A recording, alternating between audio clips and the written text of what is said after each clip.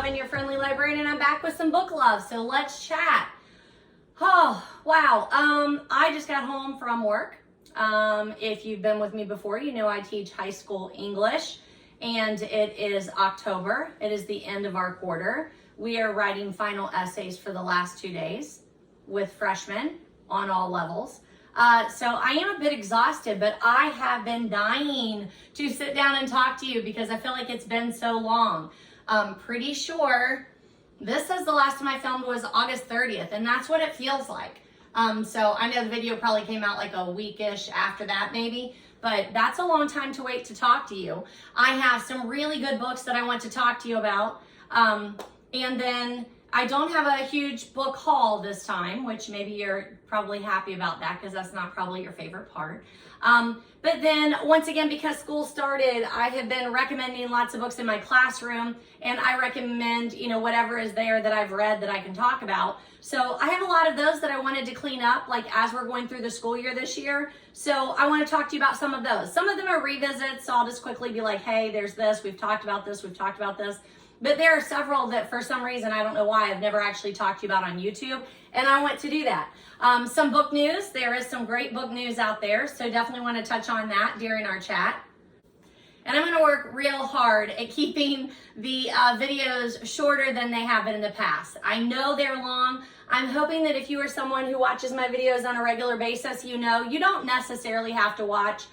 You could totally just turn them on and listen to the audio for the reviews. I always list the books that I mention or talk about or review in the notes below, so that's already there for you. If you're driving and you're just listening and you want to get back to the ones that I've talked about, they're there. I work pretty hard at trying to make sure that everything is on that list for you. I just prefer the YouTube platform because books are very visual to me. A lot of these books, the covers are lovely, especially when we're talking about like the vintage Agatha paperback covers. I love for you to see those and which version that it is that I read or I'm reviewing. And I just think it's very visual. So it works for me. I hope it works for you, but you are more than welcome to listen, not necessarily just have to watch the YouTube, but I really appreciate you joining me and having these book chats. I enjoy it. I hope you do too. I'm always happy to hear from you and to hear if you are looking for recommendations or if you have a suggestion or a recommendation for me. Happy to hear it. All right, as always, give me a minute to get the table cleaned off, and then we'll start with the books that I've read since the last time I've talked to you, and I'll give you reviews of those to get started. All right, let's start there. The other thing that I did is I put down a couple of my, can you see the areas? I put down a couple of my shelf decorations just because, you can always see my shelves. I don't change things a whole lot other than adding books to it, or there might be some seasonal decorations, or I think there's a plant. Where's he? Oh, he must be like behind my chair. Added a plant back there, but I don't really change up my shelves very much. I know a lot of YouTubers do, and I love it. I especially love the seasonal decorations there, but I mean, it is October 4th, I think it is, and I've yet to even get out my fall and Halloween stuff.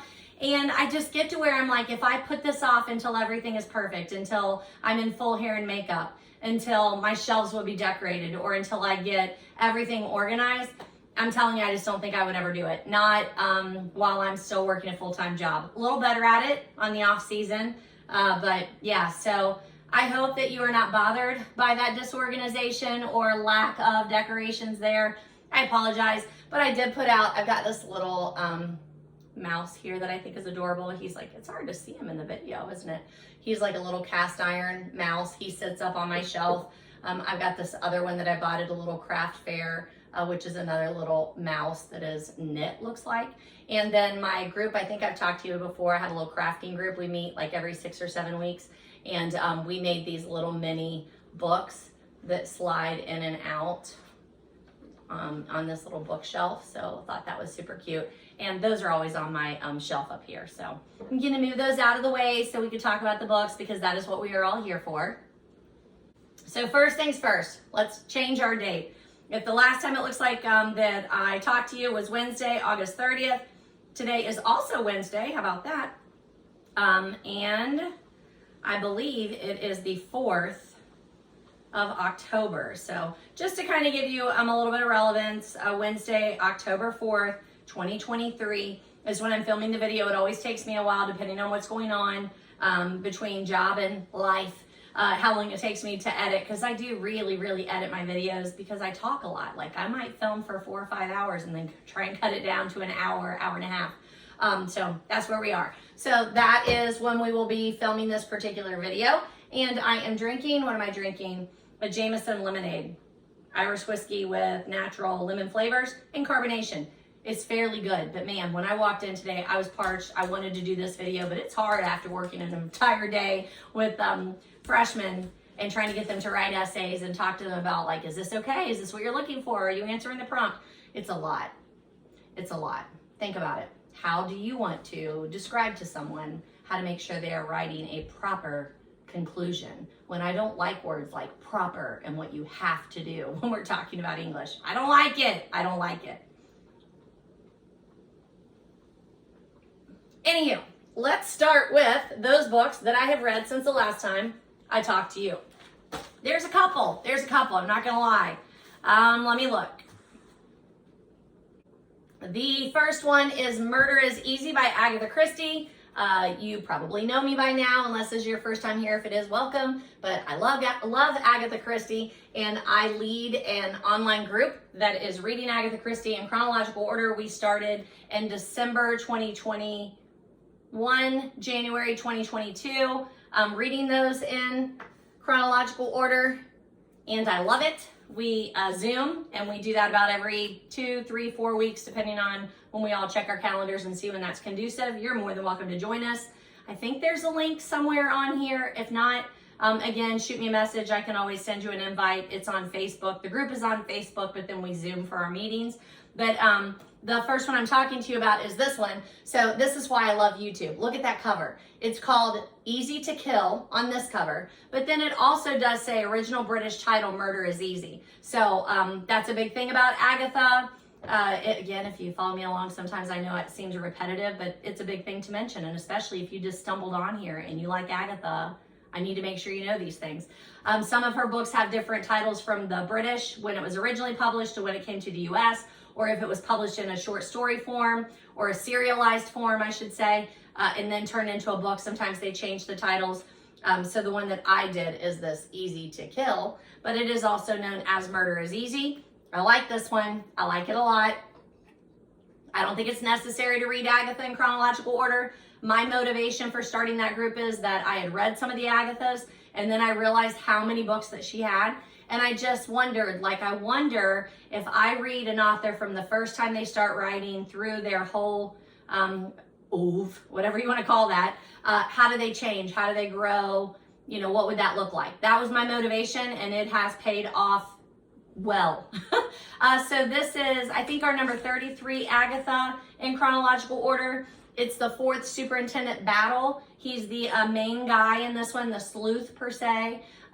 You know, her two most famous ones are Hercule Poirot and Miss Marple, but she has a number of other characters that are reoccurring, whether it's a sleuth or just a particular character or a superintendent. We have several of those. So he is a reoccurring character, Superintendent Battle is. It's a fairly short one. I mean, it was super easy to get through. Even though this is called a Superintendent Battle book, number 4, the main sleuth's name is actually Luke. He's not quite as polished as Hercule or Miss Marple, and if you've heard Agatha or read any of her commentary on her sleuths, she grew tired of Hercule, and she was irritated by him in later years. So sometimes I think she just tried to throw somebody new out there and see how it worked. Now, supposedly Luke does not make a reoccurrence in the rest of her writing, and I really like him, so I hate to hear that. In this particular book, there are a lot of victims. It's easy to get distracted by all of the victims being, when you hear about their demise, it's very easy to get distracted by that and try and figure out, like, is this all coming back to one person, and how's that going to be? And Luke is trying to figure that out.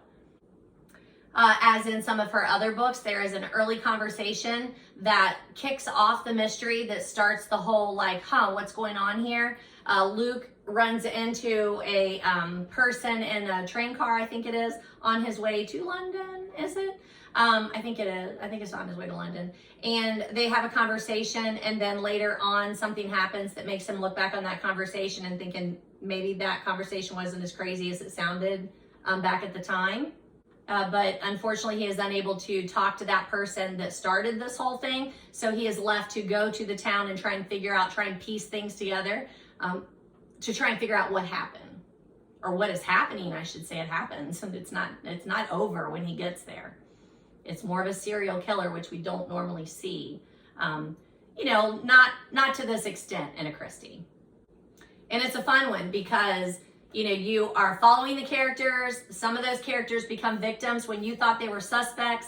It's a fun one. It's a really interesting read. I highly recommend Easy to Kill or Murder is Easy by Agatha Christie. This is one that also has a list, in the American one anyway, has a list of characters because, you know, one of our complaints about Agatha Christie is that she has so many characters.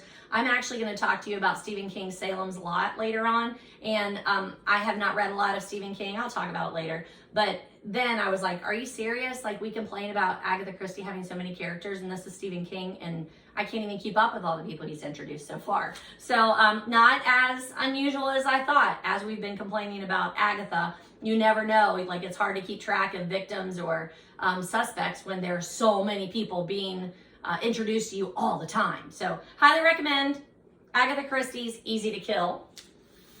Put that right there so you can see it.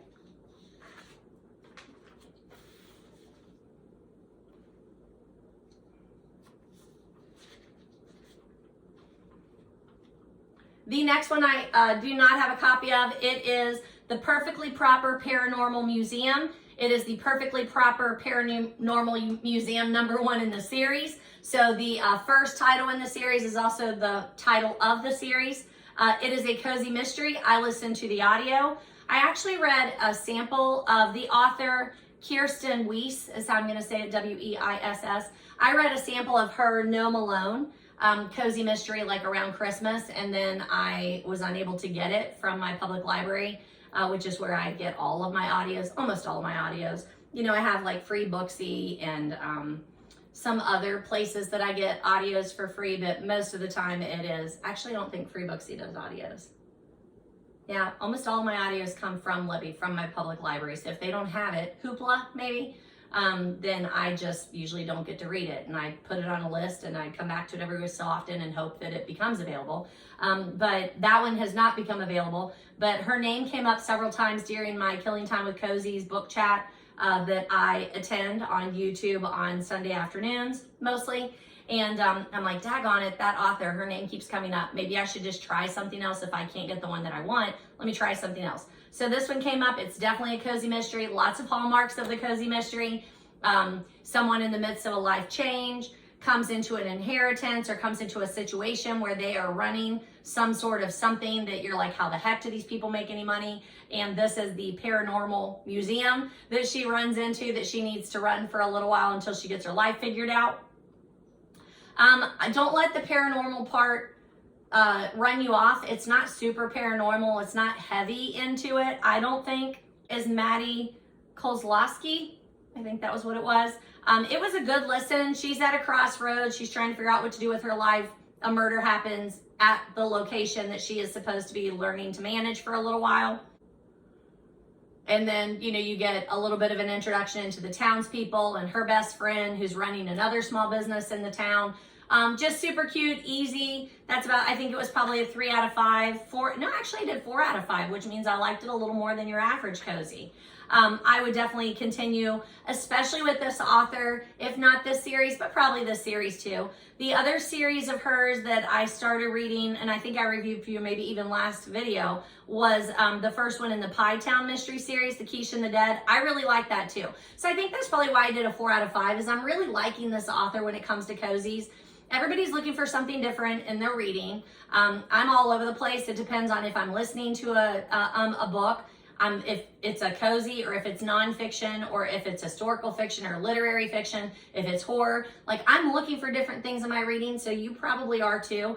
But especially on my cozy mysteries, I like to listen to them because I can do that while I'm walking the dog, cleaning the house, doing crafts. I don't have to like hear every single word. I can follow along. And I want it to be more entertaining than you know, just some random thing that's happening. Like, it's got to mean something to me. And both of these, I felt like I was concerned about the characters. I enjoyed the plot.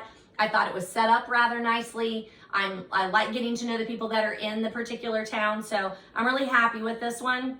I will definitely continue to read about this one and her nemesis, her high school nemesis that makes a show into the small town. There's also a very popular cat that hangs out at the location.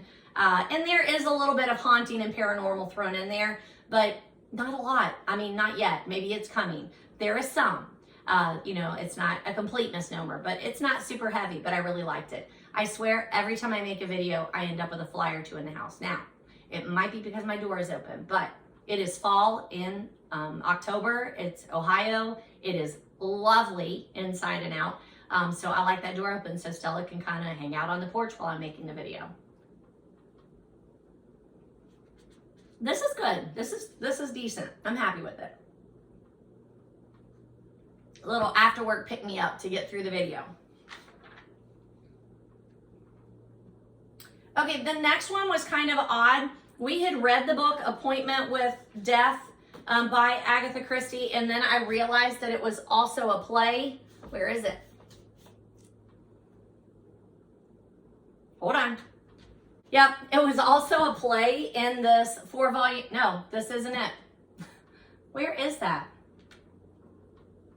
No, this is where I read Appointment with Death. It's a novel, but this is a collection of 4 of the Christie works. Somewhere I have, here it is, duh, it's right here.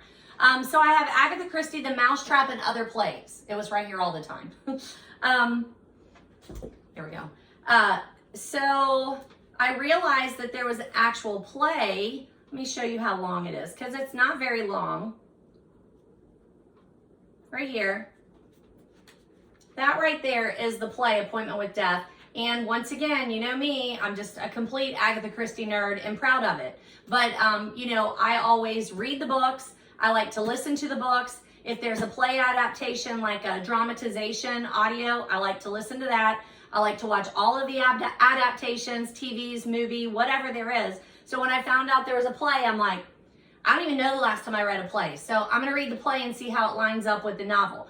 Super worth it, super worth it. There are some changes, but it was super worth it. One of the biggest changes is Hercule Poirot is in the novel. He's the main sleuth in the novel, and he doesn't even make an appearance in the play. Once again, remember, Agatha grew a little tired of Hercule, and sometimes she would take them out whenever she would do an adaptation where it went from a book to a play or a stage production. She made some of those changes herself. So super interesting. Let me see. Let me put it up here. I know my books are a little off kilter. I apologize, but I want you to see that. I hope you can see that cover. It's once again why I like to do YouTube. But it does change it a little bit. Hercule Poirot is not there. It also changes the murderer. What? I know, and I'm still telling you it's worth reading. It's very weird. The tone is different in the play than it is in the novel. Very strange that way. Even with the stage directions, though, it's fairly short. So if you read the novel, reading the play is not much to add. And Agatha actually writes this play. So again, because my main motivation is seeing how she develops as a writer, you know, throughout her whole career, I thought that was super interesting to see her change her novel into a play and what choices she made as a writer to leave people out, change the murder or whatever, right? So super good, highly recommend it. I did 4 out of 5 on that. And again, a lot of that is probably just because I'm like, how are we going to do this? This is super interesting. The next one I did is another Agatha. It was Halloween Party. This one is out of chronological order. It is number 60, I think, in the chronological order. If you are talking about Agatha's books, this is not a good cover to show you. It's just a picked up copy. Halloween Party, Agatha Christie. It is falling apart, but it was super interesting to read it this way. We read this out of order because the movie, A Haunting in Venice, the Kenneth Branagh, if I'm saying his name right, production came out, and we wanted to read the book before we went to go see that, so we didn't mess anything up. But I don't even know why we didn't need to do that, because that's how little that A Haunting in Venice is related to Halloween Party. Now, Halloween Party, bit of trivia on the old DaShannon Lovin, Your Friendly Librarian channel. Halloween Party is the reason I started the whole Agatha Christie journey. I read it 2021, I think it was. I read it that Halloween, and that's what got me thinking, okay, what other Christies have I read and how are they different from this? And I just was surprised once again at how much I enjoyed that classic kind of mystery writing because I love mysteries. And then that's when I started trying to figure out, I wonder if anybody else would like to read these with me. So this is the book that got it all started. Also notice when you say Halloween party, it is Hallow, W-E''E''N. I feel like I looked that up at one point, but I don't really remember what the reasoning was. But super, super enjoyed the actual reading of it. It's a little bit different. It has some things in there that are not in regular Christie's, and I don't want to give you those spoilers. But if you read it, be on the lookout for the fact that the victim that she has in Halloween Party is very different than most of her victims. Just going to say that. And it happens very early on, so it really wouldn't be much of a spoiler. But at the same time, once you figure out who that first victim is, think about how that's very different than what Agatha is normally writing. Agatha obviously is great at the whodunit, so Halloween Party is perfect for that.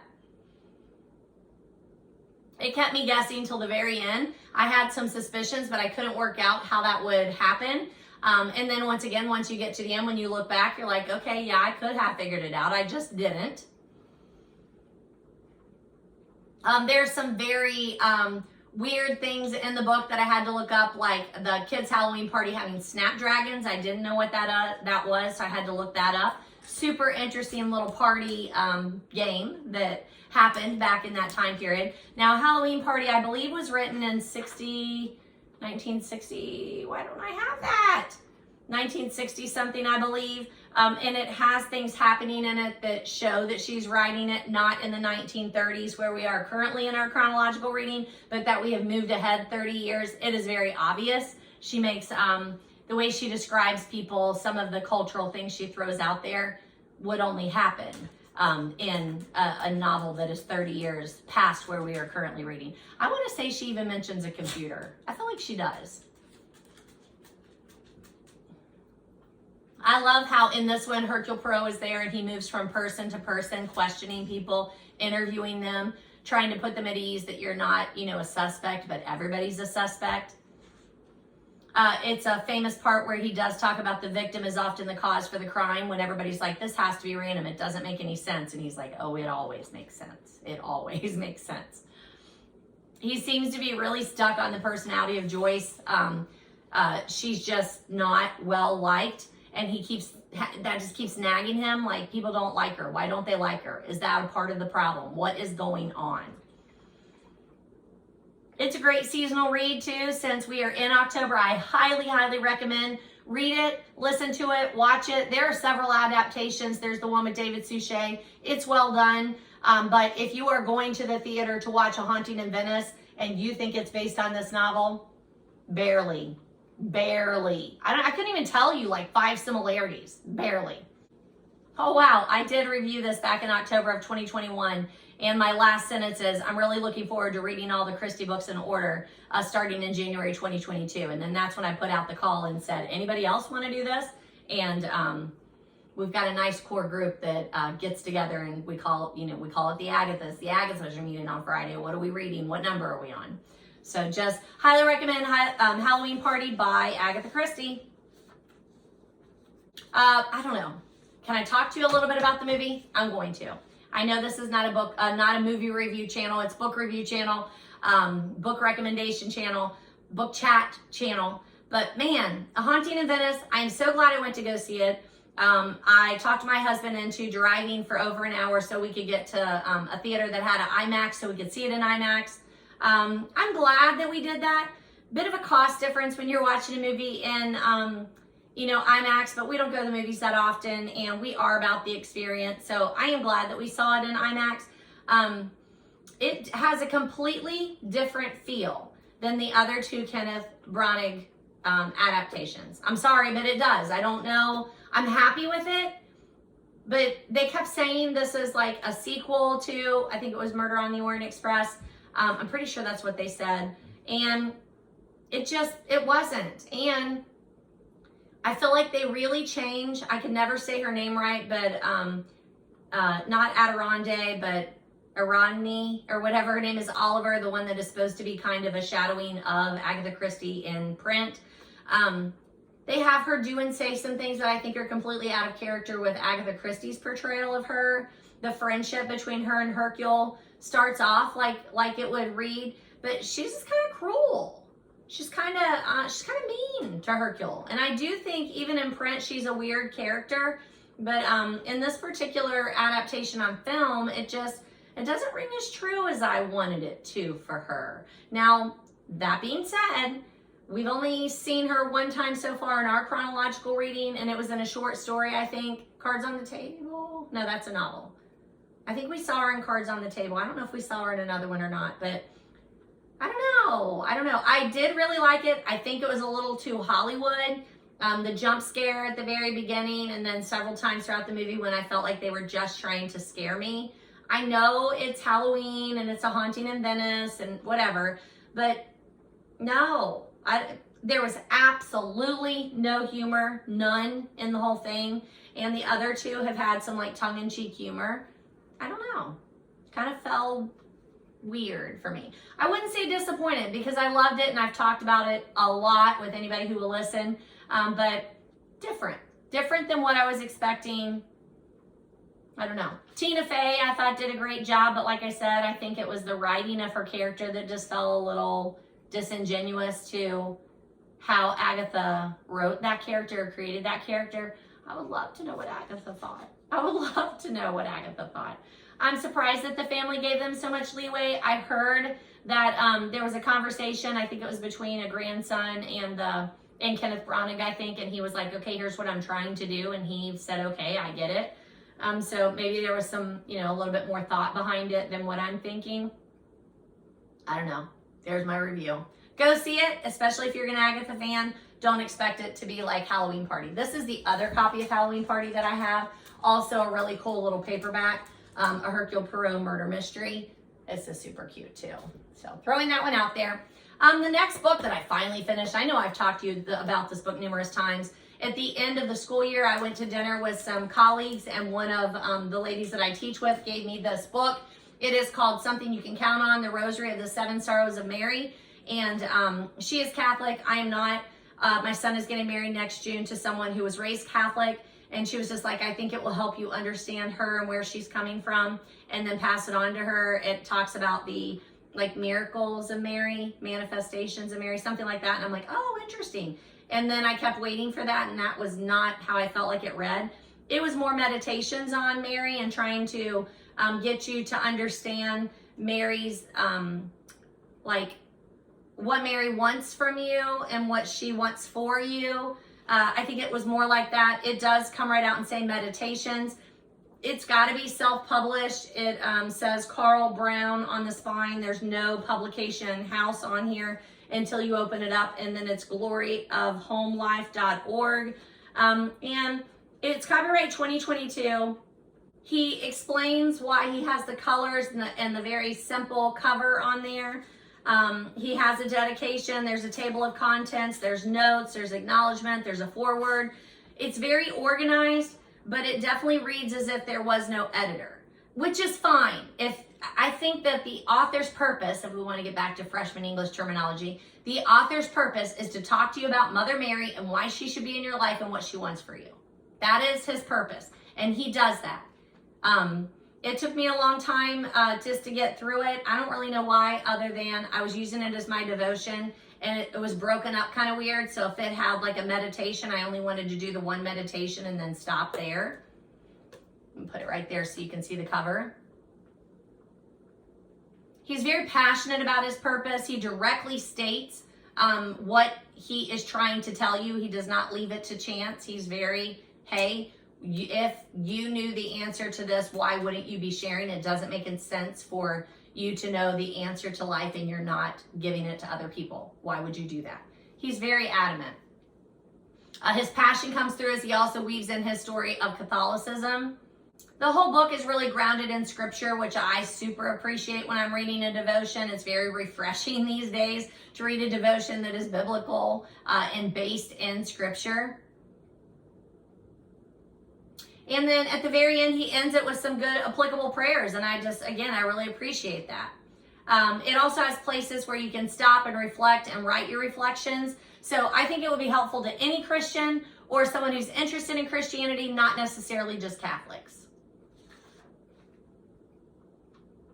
The next book that I read, I ended up just having to purchase because, put that down there, because I kept trying to get it from the library, borrow it from a friend, and then in the end, I'm like, I have to have this done next week. I'm going to have to just buy the book. So I did put this in the book haul. I did finally just order it from Amazon because I needed it that next day to get it started. It is Catherine Ryan Hyde, So Long, Chester Wheeler. We read it for my book club for our September talk. I have read Catherine Ryan Hyde before. I read Love in the Present Tense, which is one of my all-time favorite books. I don't know on here. It says I have talked about it in 37 and 38, so I'm guessing that there was a review out there for that. I'll double check to make sure, but pretty sure I have already talked about Love in the Present Tense. We also, our book club last year had on there, have you seen Louis Valdez? I have a copy of it and I still haven't read it. I just, one of those months that I fell behind, and that's what happened if I don't read book club during book club month.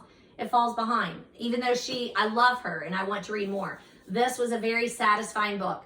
I don't know the last time I read a book in one setting, and this one I did. I sat down, started reading it, and just, it was so comfortable and fast. I read it in one sitting.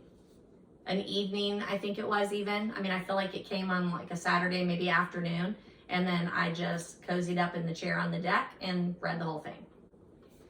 It is a definite feel-good, I would call it that uplit genre that's out there now where it's very uplifting literature. I would say that definitely falls into that category. I'm sorry you keep getting like the hocus pocus pants that don't match at all. And, you know, the not great hair and makeup at the end of the day, but it is the end of the day for me. And I comfortably want to be able to talk to you. So I was like, come on, get the video started. But I am well aware my pants do not match, which is huge for me. I am so, so sorry. Two of my little freshman girls in first period today said I was dressed differently, and they're like, are those coffee cups? Are your earrings coffee cups? Is your necklace a coffee cup? I'm like, yes, it is. And they're like, it is the highlight of our day to see what jewelry you are wearing. Well, I hope that you also are super interested in all my English speak, but if you are super, you know, interested in my jewelry, we can talk about that too. I love jewelry. But I did change into my books for you in the evening instead of coffee.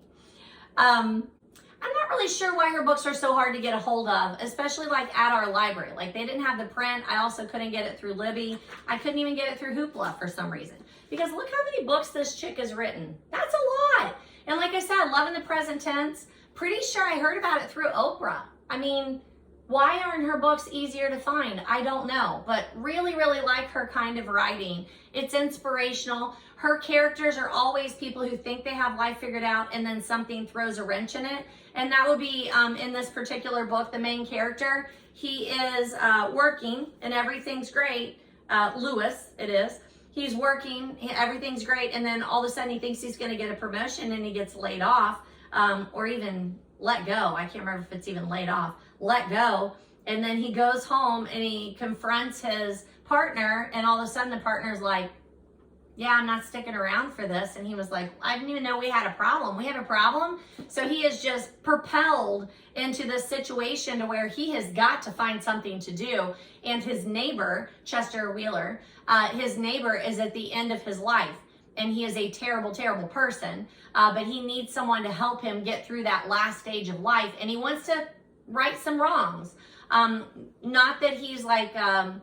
wants to right wrongs by apologizing to people necessarily, but he wants to figure out what went wrong and he wants to say something about it. And he does that, but he needs help doing it. So that's what Lewis ends up doing for him, is helping him navigate the end of his life and some of the relationships that have just not been good. It is a journey book. I think the other thing that made it such a quick read is as I'm starting to read it, it was pretty quick to get to the journey. And then you're on the journey, and it wasn't like talking about all these little stops or touristy things or what they were seeing. It was like drive, drive, drive, get to the destination, do what you're there to do, drive, drive, drive. And I don't know, I think that also made it a little bit faster read. So this was my 74th read for the year. I highly recommend this and any Catherine Hyde. I have a couple that are still on my to be read list here. I have Pay It Forward, which I'm pretty sure I've shown you before. And then Have You Seen Louis Valdez? And I'm glad I have these two in print because I want to read anything that she's written. I have it on that endless to be read list. The next one that I read, I don't have a copy of again, but I have a couple of her other books that I need to talk to you about too. Truly Madly and Deeply Desperately. Truly Madly I've actually already read, and then Deeply Desperately is on my to be read list. Both of these are Lucy Valentine novels. The one that I read is not a Lucy Valentine. I really like the Lucy Valentine ones, and I think I was kind of expecting a little more of that. The one that I read was At the Coffee Shop of Curiosities by Heather Weber. Weber is W-E-B-B-E-R. So I was expecting it to be a little bit more like this, which you can see is a little bit fun. At the Coffee Shop of Curiosities, I listened to it. It was an audio. I think I did a 3 out of 5. I don't know why every once in a while I feel like I just don't have it on there. I would say I probably did a 3 out of 5 just because I kept expecting more. And it was a long audio and it took a long time to get through the story. Now, I was interested enough in the story to finish it. I wanted things to happen for this particular character. She is way more complicated than the very fluffy Lucy Valentine. I wanted more. I wanted more out of the story. And I kept thinking somebody recommended the book to me, and then when I talked to her, she's like, no, I haven't read that. I don't know that. So I have no idea how this ended up on my list. I am glad that I read it. It's very cozy and comfortable, especially for an audio. It has a lot of those hallmarks that I like in my cozies. Someone who's trying to find their way. They end up doing a job that they don't expect to be in. She ends up working at a coffee shop and being like a personal companion to someone who just needs a little help. There is some mysticism in here when it says At the Coffee Shop of Curiosities. There's definitely some mysticism going on. She gets brought to a particular place and she thinks it's by someone in the afterlife. And she's just trying to figure out why did they send her here? Why is she taking this job? Why is she meeting these people? It's a lovely story. It is a lovely story and it ends up at a great place. I just felt like it took a really long time to get there. There are some love stories in here, but not necessarily the focus of it. And I wouldn't say there's a ton of romance or a love relationship that focuses heavily on that. It's there, but it's not really that big a part of the story. What I really like, I think, is that it's just super unique, that even though it's a cozy mystery, it's a little bit more than your flippant cozy mystery. It wasn't like there's humor in it, but it wasn't focused on the humor part of it. It didn't fall into the regular tropes of a cozy mystery, even though she was at a different crossroads in her life. She starts working at a coffee shop, being a companion. That's not what she was doing before. It just didn't fall into that common trope. And then I think it's because there are two women that it alternates the story, the main story, back and forth. And they both have super interesting backstories and you're wondering how they're going to end up intertwining. So I really did enjoy the read. Recommend At the Coffee Shop of Curiosities. It just was a little longer than I wanted it to be. And I'm not someone who says everything has to be 150 or 300 pages. I'm not. But especially with an audio, it was like, come on, it's been a week. I'm ready to wrap this up. It's been a week. And it might have just been a slow week for me. Next one. Okay, people. I am not a Stephen King reader. I've read a couple of Stephen Kings, but wow. Read Salem's Lot. Perfect seasonal read. Obviously, if you look at that cover, we've got the two little fang marks down there on the neck. We're going to talk about vampires. And I knew that. I kind of vaguely knew that. But, how do you write a vampire story without being hokey, without retelling every vampire story? Like that. That's how you do it. I know Stephen King is the master. I just always assumed that he was probably just too horrific for me. I'm not a big horror. I love mystery. I love thrillers. But I don't like horror. I don't like a lot of blood and gore. but this was right in my wheelhouse because I do love vampires. I like that kind of reading, and this was fabulous. Not to mention Stephen King, master of horror. His sentences, he's a writer, okay? He is not light. I would love to hear from his editor. Why don't more editors write stories like their experiences editing a particular author? Because my guess is he doesn't listen a lot to his editor. There is a segment in here, I can't remember where it's at. There's a segment in here where I read like 2 pages and realized that it was all one sentence, and that it was broken up into paragraphs. And it was only, each paragraph ended in a semicolon. And I was like 2 pages in, I was like, wait a minute. When was the last sentence? And then I'm like, why would you put all those paragraphs and then just separate them by a semicolon? And then when I look at it, I'm like, oh, that's why. He's trying to show me this is a series of events that are connected. Like, he's a master. I need to listen to his book On Writing by Stephen King. I've heard he reads it. I've heard it's fabulous. It's on my list. But I really need to listen to that. It would probably really help me when I'm trying to teach writing. Man, I'm telling you, I did not expect to love it as much as I loved it. What happened was, I was reading an Agatha. I had to do it by like that Friday. It was like Thursday. In my classes, most days we read whatever you want to read for the first 10 minutes of class. Everybody's reading something different. So it's just quiet reading. I've got an ASMR playing. And then we use those books to then talk about writer's craft and reading and vocabulary and English terms. Like, we use whatever book it is. Like, okay, in your book, how do you see your character developing? What choices are they making? Whatever, right? So we do that first 10 minutes. So I came in, it was like a Thursday, and I'm like, I forgot my book, and I don't want to start something else because, I got to talk about this book then that following day or whatever. I'm like, I'm just going to pick up Stephen King and read a little bit of Salem's Lot, but I'm not going to read the whole thing. And then 4 days later, I've read the whole thing. This is a hefty too. I mean, it's hefty. We are at 631 pages of pure, glorious writing. I love it. I have a girl last year, a freshman, she's sophomore this year, who stopped by and she was reading, I think Holly is the one that she's reading by Stephen King. And I said, you're going to be proud of me. Like, I'm reading a Stephen King, I'm reading Salem's Lot. And last year, she read Stephen King all year long, just one right after the other, right after the other. And she was like, oh, I've never read that one. I'm like, oh, I'll let you know. And then I was like, oh my gosh, it's so good. I know why you like it. And she has now started it. She came in today and said she's almost done. Just really, really am glad I picked it up. I wish I would have read it sooner.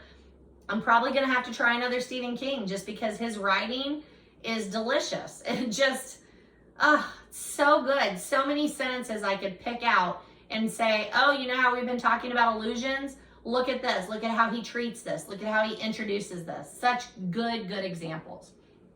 I've read Green Mile. I read 11/22/63. Green Mile is the one I read the first year I came to Blanchester. One of the kids said, you're always telling us what to read. You should read what I want you to. And I'm like, tell me what to read. He said The Green Mile by Stephen King. And I thought, I don't want to read Stephen King. I've heard how awful, the horror is just going to be too much for me. I read it. I absolutely loved it, but it was a lot.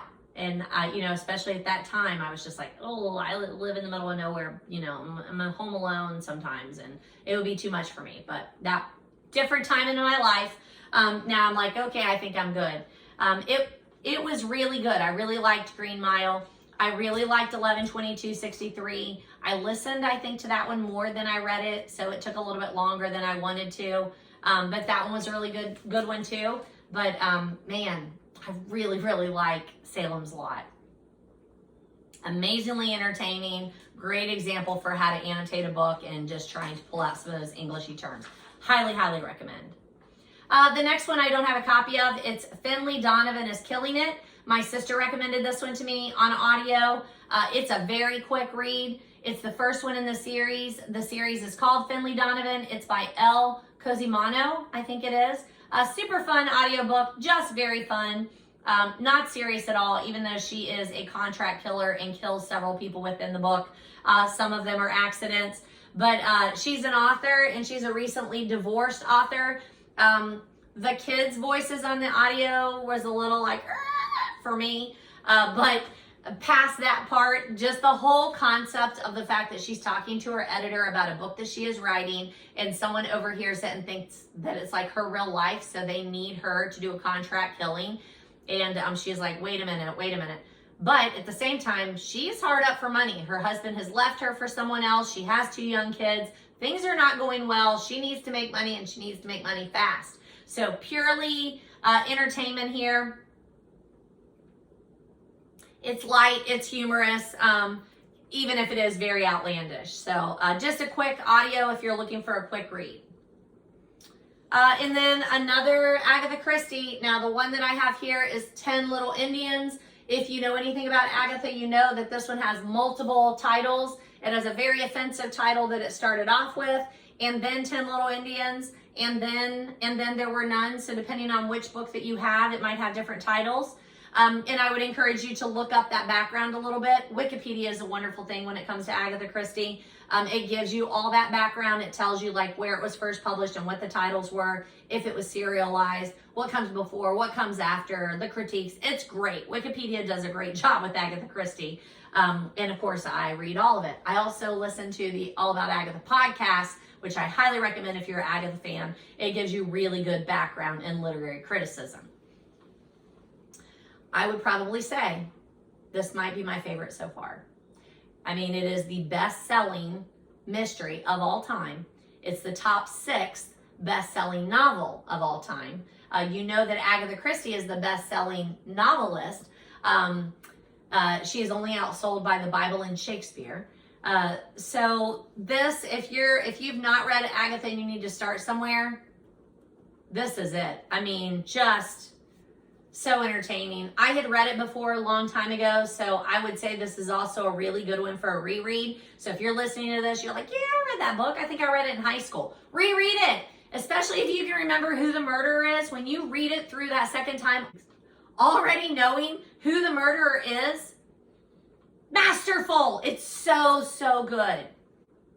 Christie puts a really unique spin on a tale that has been told over and over and over again. We are not in a locked room. We are on a secluded island. They cannot get off the island. Even after the murderers start happening, there's nothing you can do about it. There is no communication with the outside world. You're just going to have to go to sleep and hope you wake up the next day. Like, it's terrifying. Do a little bit of background too. The poem that the whole thing is based on, the 10 Little Indians, she gives us that at the beginning. So this is one that even if you're listening to the audio, if you can find a copy of that poem, it might be linked in the Wikipedia. Surely it is. If you can keep that out so that you're kind of following along, because it does go in that order. It's interesting that she gives us that kind of, like outline. Like, hey, guess what? There are going to be 10 murders, and here's how they're each going to die. Like, it's really crazy. They pick up on it. The victims pick up on it pretty quickly. So you already are aware that it's not just thrown out there. It really is following this poem. But man, love it, love it, love it. Highly recommend. Probably my favorite Christie. All right. Those are the books that I have read so far since the last time that we have talked.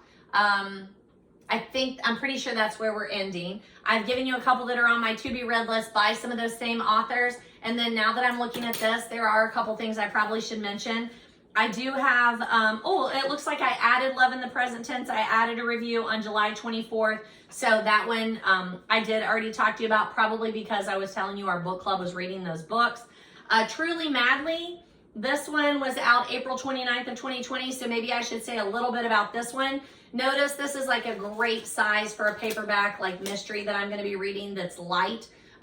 It's comic mystery. I don't know, humorous mystery. It's not classic. It's not serious. You can look on there. It's just super fun. If you are looking for a light, funny, romantic read, Weber's Lucy Valentine is relatable. She's very funny. When she has to take over the family business for a bit, she knows that she's out of her element. She knows she's not really up for the job, but she doesn't really have a choice. They are matchmakers, Valentines. They are matchmakers, but she's not very good at matchmaking. but she does seem to be able to find lost things. So she takes her talents and she tries to weave her talents into the family business. So just a cute little cozy mystery. She's very smart, single, great character if you're looking for that like fun-loving character like a Janet Ivanovich character. It's set in Boston, and it is a murder mystery, in case you're wondering. So highly recommend it. Truly madly, and I know that like once I got it, I tried to pick up anything that I saw that was a Lucy Valentine because I knew I would want to continue reading those. It looks like I did recommend the Stephen King 11/22/63 back in 2020. And that one, there's some time travel going on. It's based on that age-old question of like, if you could go back and stop something that happened, would you? And how would that affect the rest of history? It's an infamous date, 11/22/63. We all know what happened, right? But King weaves in a bit of horror with that story too. And then The Green Mile, I did add a review for it back in April of 2020, so I probably talked to you about that one too. Just remember, man, Stephen King can definitely spin a story, but sometimes he does have some supernatural weirdness going on, and Green Mile is one of those where there's some unexplainable stuff that's just like, is it supernatural? Is it just evil is among us?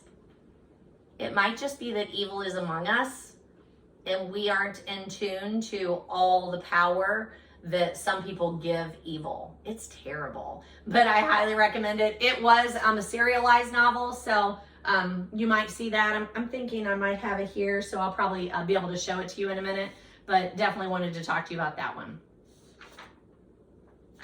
All right, that covers the books that I've read since the last time I've talked to you, plus some of the additional ones by authors that, again, fall into that category.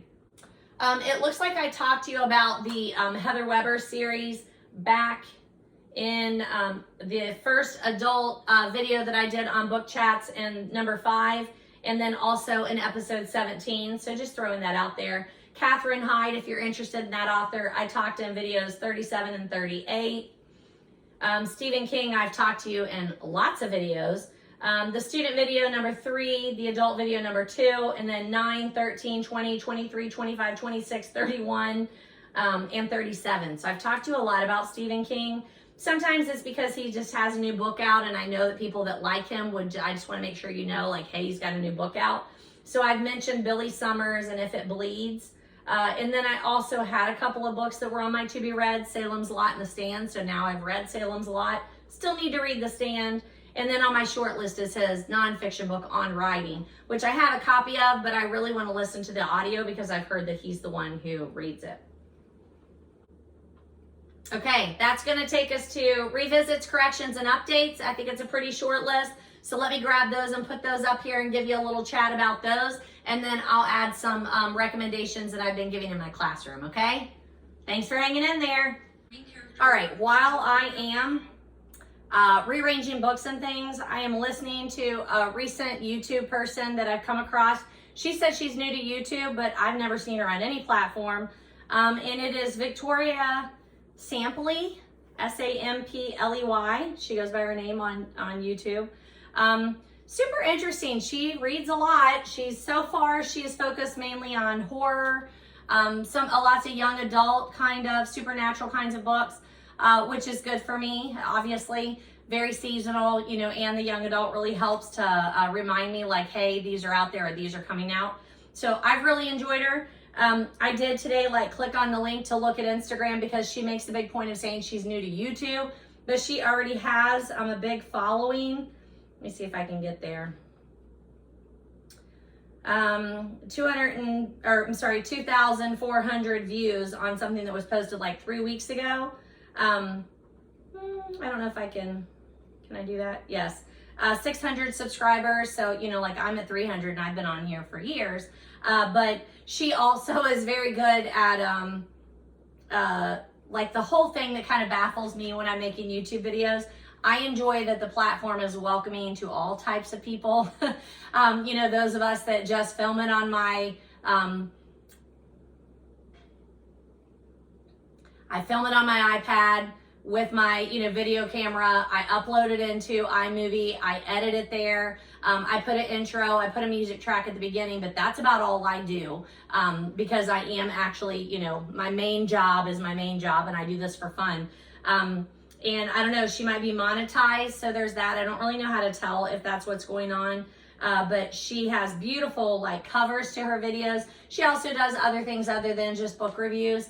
She's doing decorating, like she's already shown us her Halloween haul for decorating her house. She's doing Halloween outfits. So just cool. Might want to check her out. It's Victoria Sampley, just new to me. She says she's new to YouTube. Really enjoying her, but listening to that while I'm moving things around here. And man, I really felt like I was really, really organized. And then I'm like, I'm not really sure if I'm organized. And then I forgot I haven't even lit the candle. We're still on Sexy Librarian, mint, nutmeg, and citrus. It says smells intelligent. Let me just tell you, right when I took that lid off, just instant throw of the scent. So if you're looking for a good strong candle, this is it. Uh-oh, we are only down to the last two matches in my Metropole on Walnut from Cincinnati. Little cool restaurant downtown. Only down to two. Uh-oh, there we go, 2 matches. So let me get that lit. I don't know what happened that I started the video without a candle. I apologize. But there we go with the Sexy Librarian. Got my drink going, which is fabulous. I'm super enjoying this. Very good, very good. And then let me continue with some revisits, things that I've talked to you about, and then I'm like, I don't know, let me check that out. I write it down, I keep track, I try and come back to it. I try and clear up things that I tell you that I'm gonna clear up. I try very hard, even though it is just a hobby. I really enjoy doing this, and I'm hoping that you get lots of information out of it. And so I try and make a note. If I tell you I'm gonna look into it, I will look into it. All right, so the first revisit I have is Wuthering Heights by Emily Bronte. I've been telling you that there is a movie out called Bronte, and this is what it is set on. It is set on Emily Bronte and her story. She is the author of Wuthering Heights.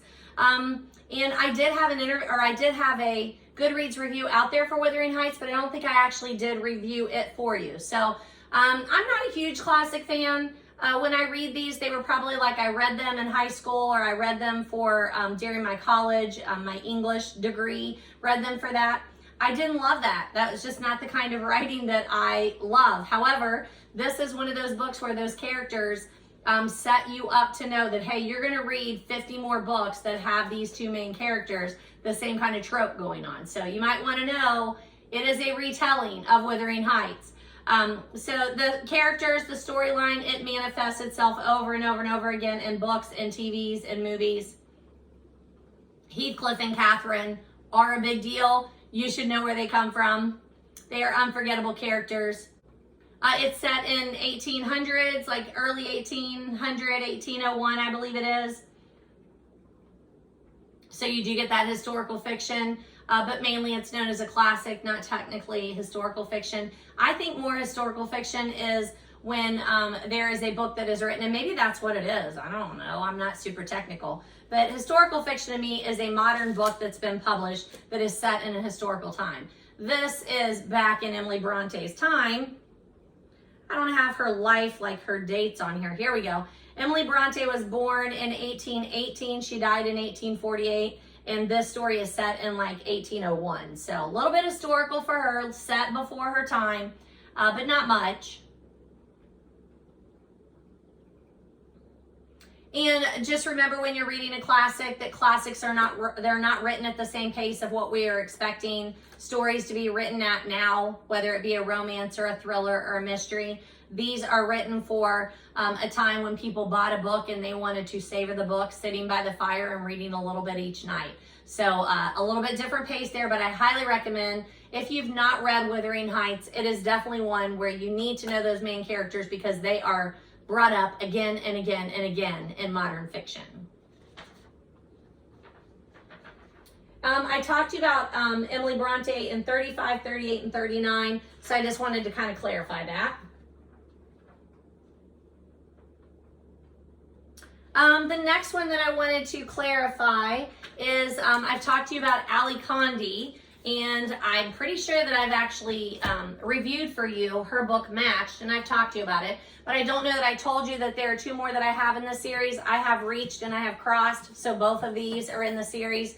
And I was thinking this year, you know, I didn't love the series. I liked Matched, I didn't love it. But I know that I have certain students that will love it, so it's easy one to recommend. I'm like, hey, do you like dystopian? Do you like love stories? This is going to be the one for you. But I would really like to listen to these. So I think maybe next year, instead of listening to so many cozy mysteries, I might be like, hey, what's a series that I wanted to read some more of the series without spending the time of sitting down and reading it, but maybe just listening to it when I'm cleaning the basement or gardening or whatever. So adding both of these to my to be read list. This one says sequel to Matched, but then it turns right around and says conclusion. So to me, don't call it a sequel if it's a middle book. That's book number 2. This is book number 3, not sequel. Sequel makes it sound like there's an ending there. So throwing that one out there, both of those out there, but it looks like I reviewed Matched back in 2021, and I've talked to you about Ali Condi numerous times. She's also one of those that's in my classroom that I have multiple copies, and I recommend to students, and they are reading constantly. The next revisit I have is Clive Cussler. That's this guy here. Let me put that one out there for you so you can see it, because it's a pretty cover. The next one that I want to revisit is Clive Cussler. So let me take a look, see, and I think it's because I needed to add maybe some to do. We've got leaves falling on the back. That's so pretty. I love that. Let's throw those out there though. Okay, let's see what we have to revisit on Clive Cussler. I talked to you about Clive Cussler in 12, 38, and 39. I need to add this because every once in a while, like I'll be playing in the shelves. Like these are the ones that I've done on YouTube already, and they start in categories. I have like the book club, what's it called? Book of the Month Club. I have Newbery and award winners up there. I have my cozy mysteries separated by author in lots of the series that I like, and then just regular cozy mysteries. And then I have seasonal books. And then I start with like my classroom fiction books, whether it's adult or not. If I have them, I just like to see them in one place. And then classroom nonfiction, and then regular fiction that I have already talked to you about, and some that are like to read. So I do need to do a shelf tour at some point. But sometimes every once in a while, I forget to tell you there's a whole nother set of shelves over here. And I'll be looking, I'm like, oh, there's some more Clive Cussler, and I've not mentioned that one. So this was over there, Clive Cussler. Serpent, a novel from the Numa Files. I don't know what Numa Files are. It says introducing Kurt Austin, so I'm assuming this is not what Dirk that we like to read about. I've read and reviewed several books where the main character is Dirk. But this one looks good, so adding it to my to be read list.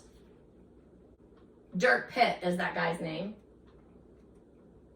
I already reviewed for you Atlantis Found and Inca Gold. And I have already told you I have Sea Wolves that I have on my to be read list, and also Treasure, which is a Dirk Pitt. So those are already on my to be read. All right, this next one that is a revisit, let me just make sure. I added the Atlantis Found review on Goodreads in August of this year. Actually, and I did Inca Gold, and then I think that's why, is because I had spent some time on them, and then I'm like, oh, wait a minute, why do I have more Clive Cussler that I haven't mentioned or haven't shown you those covers in case you want them. Anthony Doerr, he wrote the book All the Light We Cannot See. I reviewed it on Goodreads back in 2016. Pretty sure I've talked to you about this book numerous times, but just going to throw out there because it is an upcoming series. I think it's series of 3. And I also picked up the book in a book haul just in the last couple of days, so it'll probably be added to the next video because I don't know where that stack is currently. I don't have it in here. But our book club read this book. It is a Holocaust historical fiction novel, so it was written, in modern, it's a modern fiction book that is written as historical fiction, so a little different than when I'm saying like a classic. She wrote that in the 1800s. Don't know that I would call that historical fiction. It's a classic. Historical fiction to me is a book that's written now, but it focuses on a particular time in history. And that's All the Light We Cannot See. It focuses on a time during the Holocaust. It's super captivating. The characters are just so well written. This book was on a lot of book club lists whenever it first came out. You do get different speakers, and there's a contrast between the different speakers because we've got sides going on. There's a war going on. They're on different sides of the war, but it shows the humanity of people no matter which side of a war you're on. I think that's probably what it does just the best at getting that message across, that there are human beings on both sides of a war. Doesn't matter what's going on, there are human beings there. And there's a level of humanity that we will all recognize, even if it's in an enemy.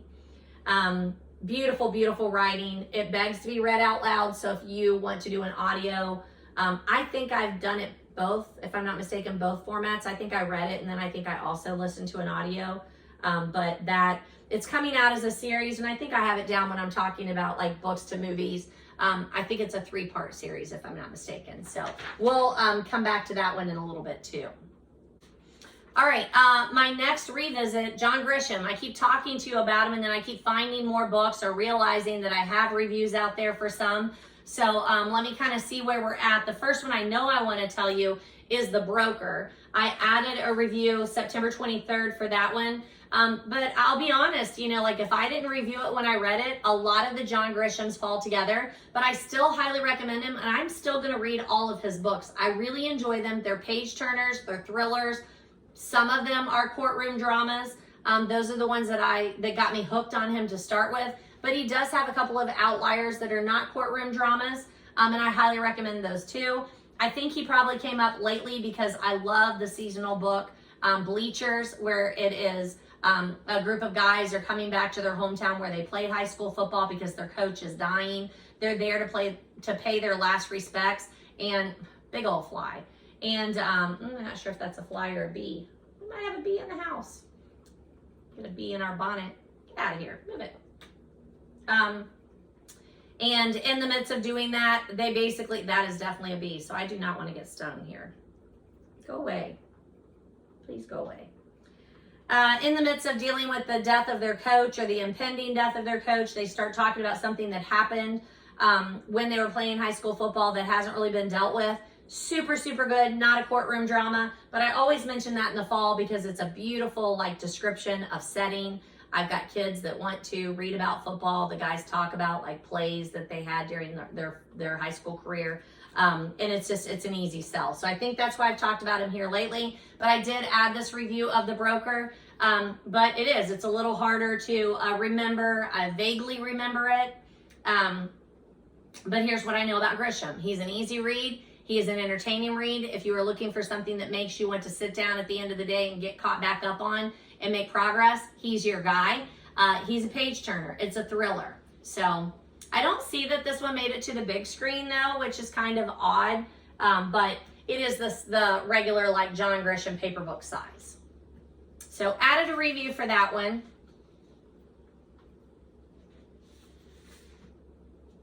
I don't know where that bee went. That's concerning. I still have a stack of John Grishams that I read that I am adding Goodreads for, so I will keep those in a separate stack, and then as I'm adding those reviews, I will let you know. I just didn't get to all of them, and if I waited until I got caught up on what I wanted to do in a video, I would never make a video. But I have recommended and reviewed for you Bleachers, The Brethren, The Client, excuse me, The Firm, King of Torts, Painted House, The Rainmaker, Summons, and Innocent Man. And he has enough that I probably should do a separate video just talking about John Grisham. So add it to my summer list. So in addition to the ones that I have already told you about, you can see I have a whole stack of to be read here. Some of these I've shown you, some I have not. But because they're in that to be read stack, I'm not going to take time to show you each one of these because I don't know anything about them yet. But these are on my to be read list. And then I have already read Runaway Jury, A Time to Kill, The Testament, The Street Lawyer, The Partner, and The Last Juror. But I'm going to add some of those reviews before I talk to you more about those, okay? So they're in a stack. I will continue to review those, and then once I get the reviews out there, then I will revisit John Grisham again because I've read him. I've read a lot of him. I want to read more of him. Actually, it looks like I already have a review out there for The Partner, so let me talk to you about that one really quickly so I don't get it mixed up with the ones I have to write reviews for. This is another courtroom drama, another lawyer fallen from grace. Danilo Silva was living a second life after he attended his own funeral, so there's that. But then some money disappeared. So he ran, he took off, and like all good bad guys, and like all good bad guy runs kinda stories. Oh, and like all good bad guys who run kind of stories, the good guys catch up with him. And so his story then starts again. So I do remember quite a bit about this one. But I mean, again, I like all of John Grisham's books, but his characters, sometimes it's hard to decide if you like them or not. But most of them are redeemable. And I think that's a big John Grisham thing, is making his characters redeemable, likable, that maybe they start off on the wrong foot, that they usually find their way, and they usually win you over by the end. So that's John Grisham's Partner. So I will add that to the stack that I've already talked to you about. And then for these other ones that I've read, I will get some reviews out there for you and come back to. Oh, I will also say that because I was getting ready to book talk him in class, I looked at a couple of links and I listened to, on YouTube, if you Google Matthew McConaughey, he reads John Grisham's A Time for Mercy, which is a continuation of A Time to Kill. He reads the first chapter of it, super good. And then I listened to a very long interview of John Grisham that's terrible on YouTube as far as like watching it, but it's a video of him talking about how he came across the story of an innocent man and telling you that story. So good. I highly recommend listening to it. It was one of those days where I stayed after to grade some papers and organize some stuff, and I just played it in the background. So you don't need to watch it. It's on YouTube, but you don't need to watch it. You can just listen to him talk about it. Super good. All right, let me clean that up, and then I'm going to do some more like reviews that I've been recommending some books that somehow I don't know that I have recommended them to you. All right, let me begin here. So this segment is because I do teach high school English. I teach freshmen this year, is about all that I have, unless you're a sophomore or junior who keeps failing my class and coming back. I have all the freshmen. However, my classroom, depending on the year, has freshmen through seniors in it, sometimes even 8th graders. So I have a plethora of different books, and over the course of me being back in the classroom for the last 4 years, I don't know, I say remember as if we're friends here, but prior to that I was in the library for 20 years in the high school, and then prior to that I taught like 5 years in the high school, again, like in junior highs and high schools. So I just have a number of books that I like to keep on hand that I have read that I can recommend, and because that is my passion, like I want you, the two things when you come into my classroom, I want you to enjoy reading again, and I want you to enjoy writing again, and I foster that by recommending a book a day or an author a day, giving you time to read and giving you time to write absolutely every day. That is what I do. And then put all the standards and everything else in there, the ICANS, the learning targets, whatever, all of that gets bookended by reading and writing. So that being said, I have talked to you about some of these books, but like this summer when I was cleaning up my shelves and I was looking at my YouTube and I'm like, okay, let me clean this up a little bit. I just wanted to make sure that if I am recommending a book in the classroom that I'm also talking to you. It really needs to happen that I am filming more often so that this doesn't end up being a 2-hour video, but we'll see where we're at. I'm going to do some of these and then we'll go from there, okay? So, so far this year I have recommended Mitch Albom. He writes books like Tuesdays with Morrie and The 5 People You Meet in Heaven and For One More Day. I have recommendations out there or reviews out there on Goodreads from 2020, 2019 for his books. I have already recommended each of these books on YouTube for you. So that will be in episodes 15 and 22. So not going to take more time on those. Highly recommend them. Some of these are fiction, and then Tuesdays with Morrie is his #1 most popular, and it is nonfiction. Highly recommend Mitch Albom. Highly recommend Little Women by Louisa May Alcott. This is a classic, highly recommended, highly read in high schools, probably even some middle school too. Even if my kids have not read it, they're usually familiar because there have been so many TV series and movie series out there. I recommended this back on Goodreads in 2018. I would say if you are a seasonal reader, put this on around Christmas time for you to read Little Women. The only time that I've really mentioned it though on YouTube is when I was talking about there being a series that was coming out on Amazon Prime. So I don't think that this is a book that you've never heard of before, but it's referenced enough that if you have still not read Little Women by Louisa May Alcott, put it on your Christmas list and read it then. There's another book that I'm thinking of that I can't quite put my hands on that is the story of the dad in Little Women. Can't remember what that one's called. I'm gonna have to look that one up. But Little Women's a classic that has a group of sisters that again come back into play many, many times in literature and other stories and TV and movie adaptations. You will hear about Jo, you will hear about Meg. These are the sisters. So read the original story that it's alluding to. Again, highly recommend. I've mentioned Jane Austen some. I don't know that I've mentioned her a whole lot, but I have Emma. I have Pride and Prejudice. That's the one I'm sure I have recommended to you. I have a copy of Pride and Prejudice, like the audio, which is super good on CD, which is crazy. I don't know why I have this, but you could get it on Libby for sure. I've also read Mansfield Park, but if you have not read any Jane Austen, start with Pride and Prejudice. This is the most referenced one, but great adaptations out there on Emma also. And then in addition to those, and I'm gonna come back and talk to you a minute about those too, but I also have the Jane Austen Book Club that I have read and also recommend. And this is what I'm talking about when I'm like, hey, have you already read Pride and Prejudice, or have you already read Emma? You already have your grounding in Jane Austen. Just know that we will continue talking about Jane Austen forever. And we will write books that are written about people that are reading Jane Austen. That is the illusion that's there. So again, I enjoyed this Karen Joy Fowler modern novel about a group of people who are in a book club that is reading Jane Austen. Gosh, does that sound familiar? Sounds a little familiar to me. I wonder why. I also have this throw behind me. I can't remember what the name of the company is that does this, but my husband got it for me for Christmas one year. But it's got like shearling on the one side, and then it's got book print on the other, and it is the Pride and Prejudice, like the words from it. Lithograph, I think is what this is called. I love this throw. I've mentioned it before.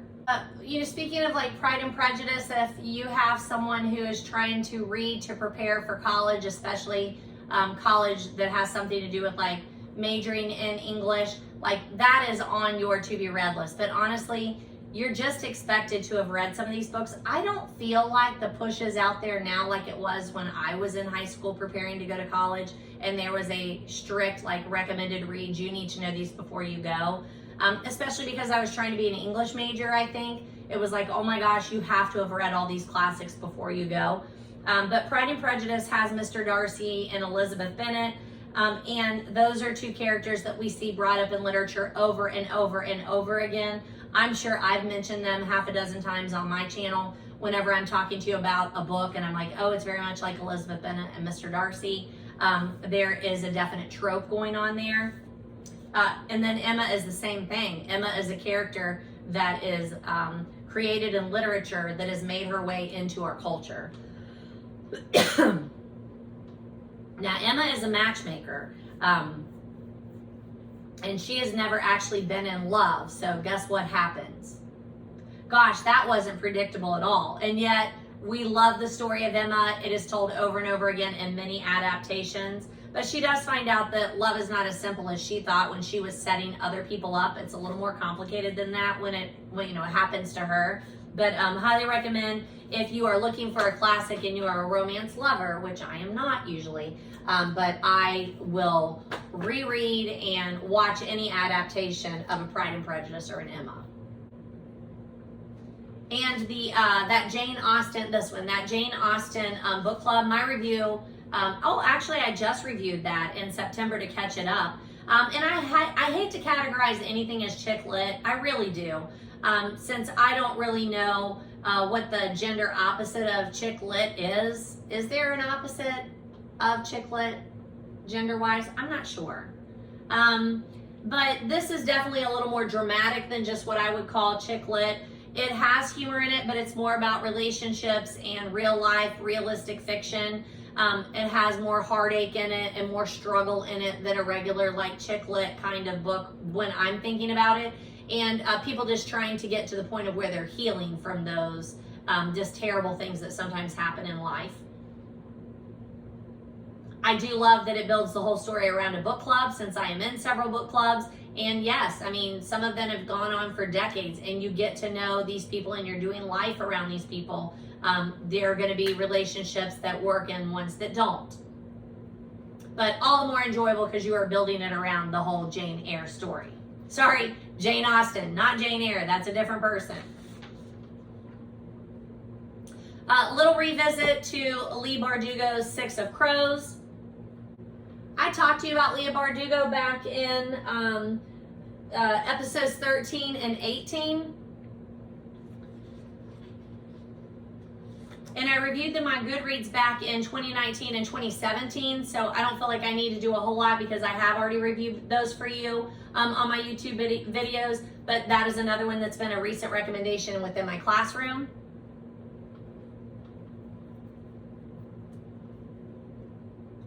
I also recommended to you on YouTube already the author John Berendt, I think is how I'm going to say that. So just throwing those back out to you too, just to make sure that I have done that. The City of Fallen Angels, which I think I read last year, and then Midnight in the Garden of Good and Evil. Both of these, highly recommend. He is a nonfiction journalist, and this is such an easy one to recommend to my kids who are, they think that true crime is new, right? So it's very popular right now. They're all listening to criminal or, some of those kinds of reads. And in the end, they're like, oh, wait a minute. When did that guy write that book? Yeah, quite a while back, actually. Shots ring out in Savannah's grandest mansion in the misty early morning hours of May 1981. So just interesting for them to know this genre has been around and that's a good read. If you're listening to these podcasts, you should read some of these books and see if it hits you the same way. And then City of Fallen Angels, I've talked to you about that not too long ago too. I have recommended a lot of Ray Bradbury to you. In a great seasonal reading right now would be The Halloween Tree, if you've never read that. And then also Something Wicked This Way Comes. I have a general freshman boy who has been reading this since day one. He picked it up and I was like, look, start it, see what you think. If you have a hard time keeping up, you might want to choose something a little more modern. If you're not like a big reader, if you've never read a book before, this might not be the one to start with. He is loving this book, and he today is the second day that he was writing his final exam on it, and we were talking about it, and man, he has picked up a lot. I'm very happy that he stuck with it, and that not only did he stick with it just to show me that he could do it, but that he is able to talk intelligently about it. But put this on your holiday reading list if you are, seasonal reading list, if you're a seasonal reader. Something Wicked This Way Comes and Halloween Tree. Both are super, super good. Also, he is famous for Fahrenheit 451. You probably know that too. Dandelion Wine is another one that I really like by him. And I've had reviews for all of the Ray Bradburys, 2019, 2020, 2021. They've been out there for a while, and I've talked to you numerous times about him. Let's see. Episodes 15, 22, 23, 24, 25, 26. Looks like I've got to move some stuff around. I recommended to you already Heaven is for Real by Todd Burpo with Lynn Vincent. This is also a movie. This is based on a true story of Todd Burpo and his young son. The subtitle is A Little Boy's Astounding Story of His Trip to Heaven and Back. I've already talked to you about this one back in episode 17, so not spending too much time on that. but it's also an easy one to recommend. It's very readable. I let them know, hey, this is definitely a religious themed book. It is published by Thomas Nelson. Notice your publishers when you're reading a book, because some of them are very genre specific, but then I almost always have someone who's reading this book. He has a medical emergency on the table. He is, undergoes medical issues. And then once he is back home in recovery and he starts talking about what happened to him when he was at the hospital, that he saw heaven and he knows things he shouldn't know. Just a super inspiring story. And I do highly recommend it. I've not watched the movie. I have a hard time knowing that that's going to be super emotional for me watching a kid in distress like that. But I need to watch it. It needs to go onto my list. Obviously, I've already recommended to them Agatha Christie, and I didn't pull all those to show you, but again, I've already recommended her to my class. I told them about my project. I talked to them about if you were to start a project like this of your own, what would it be based around? Would you be trying to watch all the Marvel movies, or would you want to see all the movies that are Wes Anderson movies, or what is there something that you find a little nugget of interest about that you might want to do a deep dive into? And that's always a fun conversation. I always say I want to do a video about that. Like, think about what is it that interests you, and how could you make one of these deep dive projects around it? It's been one of the most fulfilling things that I've been a part of, especially in the last couple of years. I love it. I look forward to meeting with those ladies every couple of weeks and doing a deep dive into that kind of conversation that I'm having in real life and not for my job. It's so good. I love it. Anywho. The next one is Blood Work by Michael Connelly. I've talked to you a lot about Michael Connelly, so don't feel like I need to revisit that too much. I read Blood Work and also Dark Hours, and I reviewed that within the last year or so. Episodes 26, 27, 28, 30, 33, 35, 37, 38. I'm a bit of a Michael Connelly fan. We also watch several series that are based on Michael Connelly books and series, the Bosch series, Bosch Legacy, Lincoln Lawyer. Those are all coming from him, so highly recommend him as a read. I've also shown you a lot of books that I have that are like to be read by him. I don't have a copy of a book here that I do have at school, and that is, and it's seasonal, Abraham Lincoln and the Vampire Hunters. Abraham Lincoln Vampire Hunter. I highly recommend that as a seasonal read. Man, I want to do a breakout video of just seasonal reads. I really, really need to do that. I'm not sure, when I look ahead at the next month that I have, I don't know what day I could possibly fit that in, but if I can, I will. But love that book. I highly recommend it. I don't have a Goodreads out there of that one, so I need to get one. I don't know how I missed that, but I will put that out there, and then I will talk to you about that one. I know that I also have on my to-be-read list Pride, Prejudice, and Zombies, that is also a mashup like that particular one. I have the Goodreads here. Oh wait, I already had it pulled, so I'm going to show you, like Lincoln Lawyer. I watched the movie, we've watched the series, but it's on my to be read by Michael Connelly. Here's that Sense, Sensibility, and Sea Monsters, which is a mashup, and now this says John Austen and Ben H. Winters.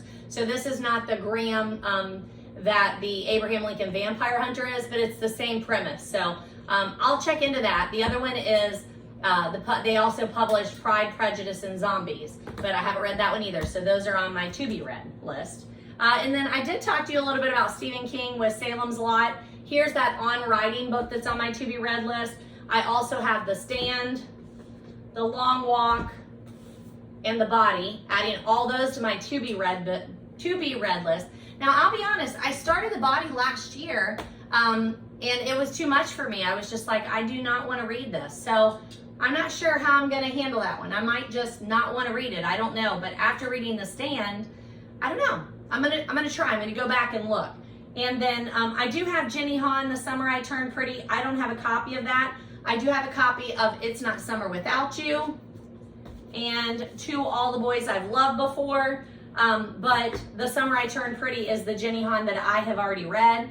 And man, it's one of those books. I always have somebody reading it. I recommend it when they're looking for teenage love, teenage romance. But The book is completely frustrating to me. I haven't watched any of the series, so I need to put that on my to-be watch list. But that main character is so irritating to me in that, you know, she just is so flippant and back and forth about who she's in love with and who she's chasing after and who is chasing after her. But every time I talk to a teenager who's reading it, they're like, but it's so real. Yes, it is, and that's why I recommend it. It is a teenage love story. It is very accurate, and people really, really like it. So if that's what you're looking for, Jenny Han might be for you. But I read The Summer I Turned Pretty, which is the first one in that summer series, back in 2017. So if that's, you have someone that you're trying to recommend teenage love story to, Jenny Han, check her out. She also did P.S. Did I already do that one? No. P.S. I Still Love You. I think I took that one in, but I'll mention it to you. It's on my TBR. So revisiting C.S. Lewis. Let me get those down here. Here's the Stephen King I talked to you about, Green Mile. I have the serialized paperbacks, which I love. This is how I read it. But they also have taken it and turned it into like one novel. And then here's that 11/22/63 when I told you it's crazy. Yeah, it's crazy. That's a lot. And I listened to it. I don't even remember how many hours it was. And maybe that's why I kind of lost it a little bit. This is on my to-be-read list. This is Ray Bradbury's The Homecoming, super short. It's a visual book, like the story's in there, but it's also visual. So that's seasonally, I'm trying to read that one. And then I have recommended to them C.S. Lewis. So I've read The Lion, the Witch, and the Wardrobe, watched a lot of the adaptations, highly recommend this, but it's technically, like on here it says book 1 in the Chronicles of Narnia, but it is not listed as number 1 in a lot of sources. Something else, The Nephew and His Boy, I think comes ahead of it. But whatever it is, there is a new series coming out called Narnia. So I made sure I told the kids, like, hey, if you read these when you were a kid or you were familiar when you were a kid, maybe you want to go back and actually read them. Like, they are really good reads, especially if you read it knowing there's a lot of symbolism in here. If you didn't know that the first time you read it, it'll be a whole different book knowing the religious symbolism in this series. I also read The Great Divorce by C.S. Lewis, and I read Screwtape Letters, which I don't think I have a review out there, so I'll be adding that one in and talking to you about that one. Getting another big pile going here, aren't we? But it's been a while, it's been too long. I think on my board it says like today was our 35th day of school, so I had 35 authors or books to get through to you. Raiders Night by Robert Lipsyte. Again, I try and stop saying again. Just stop saying it. I'm so sorry. I try and recommend the seasonal books for them at the beginning of the year, and Robert Lipsyte's Raiders Night is just a super good read when you're talking about high school boys that want something that has to do with the sport that they play. So, so good. I actually recommended it to you in video 25.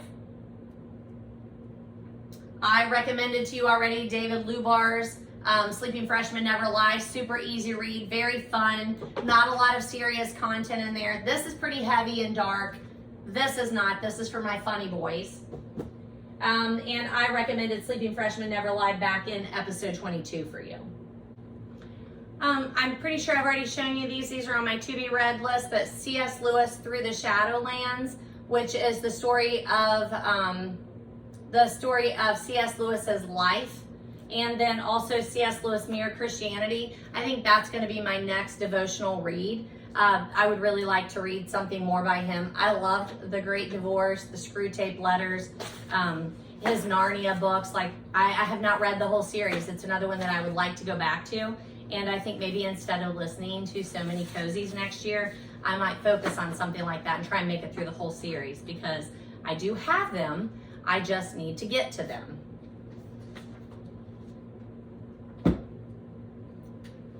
I have these like cute little paperback ones, and I think this is the one where it has, is this the one? Yeah, this one lists The Magician's Nephew is number 1. I don't really know why, but that's what it says. I don't have an answer for that. Neither do I. Something else I can help with? No thanks. Okay.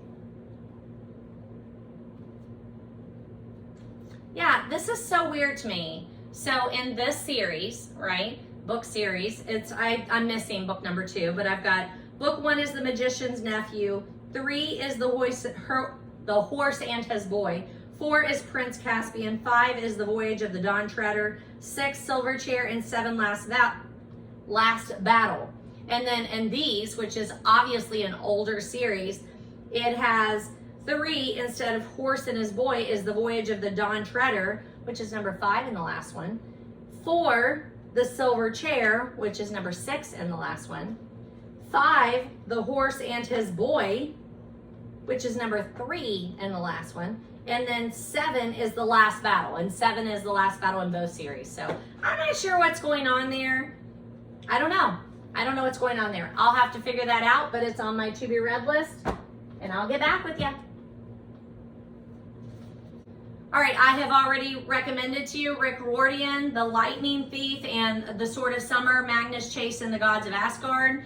Lightning Thief is the first one in the Percy Jacksons and the Olympians. I reviewed that in 2021. And then Sword of Summer, Magnus Chase, and the Gods of Asgard, number 1. I reviewed back in 2018. So I don't feel like I need to do those. Both of those were reviewed in episodes 31 and 38. Do keep in mind, a new book came out, Percy Jackson and the Olympians, The Chalice of the Gods, came out in September. And then I have several books that are on my to-be-read list for him. The Son of Neptune, The Lost Hero, we've got a little dust going on there. The Serpent's Shadow, and Magnus Chase, and The Hammer of Thor. So those are all on my to-be-read, and I think he would be another one that would be good to do on audio. And I was a latecomer to the Rick Riordan universe. I did not read The Lightning Thief until a couple of years ago. And I didn't know a whole lot about mythology, and I was just surprised at how much it drew me in. So highly recommend Rick Riordan, and if you have any, I would say, 5th grade and up maybe would be interested, and it's one way to get them to start devouring big, thick books because they get drawn into that whole Rick Riordan universe, and they want to read anything he writes, and now he has numerous series, so they're not going to run out of things to read. That takes us to the Harry Potter universe. I've already talked to you about most of that too. It's another breakout video that I want to do. But I've talked to you about J.K. Rowling numerous times. I've reviewed every book on Goodreads in the Harry Potter universe. And I do have a couple that are on my to-be-read. I have her Casual Vacancy, which is not Harry Potter, but it's her. And then I have one of the Crimes of Grindelwald, that I've not read this, and I would like to do that. I think those would be interesting. I did Tales of the Beetle Bard in addition to the Harry Potter series, and I highly recommend to all of my kids, read something. I don't think the first Harry Potter book is really the best, but it's hard to read any of them until you read that first one. I often tell them to go on to Libby and get the audio and just let someone read that book to you, because Jim Dale and what's the other guy's name? Stephen Fry, I think. Those audio productions are so good. So around that first week of Harry Potter week, the Back to Hogwarts week, which is the 1st of September, I always play the first chapter to my classes, and I think it's the Jim Dale version that I play. I don't know, I find it, I get it from Hoopla or Libby or something, and play that for them. I also have numerous, I have some of the on CD, and I even have tapes, I think, upstairs of maybe the first one, I don't know. But it's just a great way to experience it. And I know the timing is kind of weird on a Harry Potter series where, they were published late 1990s, if not even early 2000s. Maybe 2001 is the first one. I'm not sure about that. But my kids now were not alive when they were first coming out, so they weren't caught up in the whole Harry Potter frenzy. They know them more through the movies. And then again, if you are watching the movies and you appreciate that, you're not going to believe how outstanding the books are. They cover so much more ground, so much more descriptive. You're going to love them if you give them a chance. Highly, highly recommend any of those. And then I'm interested to see how that J.K. Rowling, The Casual Vacancy, I know it wasn't really widely accepted, but I have to wonder if that's because we all want Harry Potter and that's not what she was writing. We'll see. That one's on my to-be-read list. And then the last author that I just need to get out there to you is Tolkien, J.R.R. Tolkien. Easy one to recommend to the kids. A lot of them have seen the movies, or their parents or somebody they know has been reading the books. So I've got Lord of the Rings here, and I've got the Silmarillion. Those are not either of the two Tolkiens that I've read. I've only read The Hobbit, which it appears I don't have a copy of. But I have recommended him to you numerous times, 18, 19, and 32. And that takes you through all of the books that I've recommended in my classroom up into a certain point. And I think I stopped like beginning of last week or end of last week. So I will continue to do those. I just don't want to make the videos so unbelievably long that I can't even edit it down to an hour and a half or under. Couple of other things just to run you through pretty quickly. Bookish haul. I have added some to my shelves, so let me grab some of those. I picked up a copy of Agatha Christie's Sleeping Murder and Agatha Christie's The Underdog at Half Price Books, $2.99, $1.99. I also picked up a copy of The Last House Guest for my future daughter-in-law. She loves Megan Miranda. She got me reading Megan Miranda. I also have a copy of that book, so happy to pick one up for her for $3. I'm taking that one to her here in a couple of weekends. And then I purchased a copy of Lessons in Chemistry. I did have to pay too much for this book, so it retails for $29. I paid $13, I think, something like that, which is more than I wanted to pay, but I have been looking for this book for over a year. I knew I wanted to read it. We've now added it to our book club. It's the one that we need to read for October, and I just have not gotten my hands on it. So daggone it, I finally just bought it. I picked up a couple of copies of books at St. Vincent de Paul, Unwind, which I've talked to you about. Robert Fulghum, which I talked about not too long ago. It was on fire when I lay down on it, a nice hardback edition. And then a copy of Devil in the White City, which I have read. So I'll make sure I have recommendations out there for all of these. I picked up a copy of Mr. Penumera's 24-hour bookshop. So I'll make sure I have a review out for that. Last video, I told you I started reading Mrs. Polifax, and a friend of mine at Book Club brought me 2 of her copies and said, hey, would you like these? You know I would. Miss Polifax, Innocent Tourist, and Mrs. Polifax Pursued. So thank you, Jarian. I really, really appreciate it. And I want to continue reading that Miss Polifax series. This is a cozy, like, spy thriller book, and I'm really enjoying that character. And they've been out for a long time, so I don't know why it's taken me so long to catch on to her. This was 1995. Oh, I know I want to talk to you about a couple of books that I borrowed from the public library. Let me find them because I need to return them and then check them out again. They won't let me renew them online because I checked a couple books out for my kids and they have them and they've been overdue. Whoopsie. Sometimes I'm not a very good library patron, even though I am an actual librarian. I'm not a good patron when it comes to that. I give kids things under my account because they just can't get there and I don't want to fool with it. But while I was at the public library, I picked up a copy of Book Page. I have an Ohio magazine. Look at that lovely autumnal cover. I already read that one, so that one's easy to return. But I picked up a T. Fisher, A House with Good Bones, and this Fodder's Travel, A Bucket List for the USA. This is awesome. I really, really like that. I want to purchase that for a copy to keep. And then I picked up the Lucy Worsley, Agatha Christie and Elusive Woman, but I didn't get to it. So I'm gonna need to return that one and then check it out again when I have more time. Ha, ha, ha. Oh, I did finally watch the Matthew McConaughey Lincoln Lawyer movie, where it's just the one movie, because I told you we've watched Michael Conley's The Lincoln Lawyer, the series, the new one that's been out on Netflix the last couple of years. But I knew there was a Matthew McConaughey movie under the same title, and it sticks pretty closely to it too. I really enjoyed it. All right, I'm stopping there. I have been filming for 2 hours and 16 minutes, and I want to get that down to an hour and a half. You know, I spend a lot of time moving books around while I'm filming, and I spend some time, like, I'll stop, look, read, flip through paperwork, so hopefully I can do that. I apologize that they're always so long. It's because I need to film more often, and I know that. I really, really enjoy doing this, and I really, really enjoy your views, your likes, your comments. I just love it, and I really appreciate it. Really fills a void in my life from not being able to be, like, actively working in a library like I did for 20 years. I hope someday we will come back to that. There's a massive squirrel that just jumped up on the post out. I mean, he's fat. They've been taking nuts from the trees over here and burying them in my backyard. Like, this is all windows right here, and they're burying them in the dirt in the backyard. So interesting. Man, his tail is like that long. Craziness. Anywho, as always, I love talking to you. You can find any of the books that I talk to free at your public library or through Libby. You can get ebooks and audiobooks. Or like me, you can thrift. You can go to Half Price Books.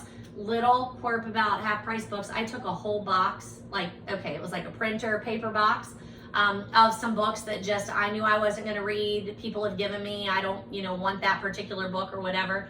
5 cents. 5 cents. And then of course I, bought all of those ones that I told you about. But whatever, I'm just like, I don't know why I don't learn my lesson unless it's a book that is a very popular title. Don't take it to Half Price Books. My only option is I just donate it. I put them in free little libraries. I give them to Goodwill. But I can't keep every book that I'm given. I have to find something to do with it. And I was hoping, I told my husband, I'm taking this box to Half Price Books. I'm hoping to get enough to buy a copy of Dante's Inferno for a student, because I know he wants to read it and I want him to be able to mark up the copy. So I don't want him to, feel like he can't do that. I did not get that money, and they didn't have a copy of Dante's Inferno. I found it later somewhere else, so it didn't matter. I had like duplicate copies somewhere. Anywho, that's neither here nor there. I still love Half Price Books so that I can get my thrifted books or my Half Price books of the old Agatha copies, and like when I need something like lessons in chemistry, I don't want to pay $29 for the actual book. So I appreciate that. But as always, I'm happy to be your friendly librarian. Like, comment, subscribe. Let me know what you're looking for, what I can help you out with. Let's be social. Follow me on Facebook. Join our Agatha group if you would like to. And happy reading.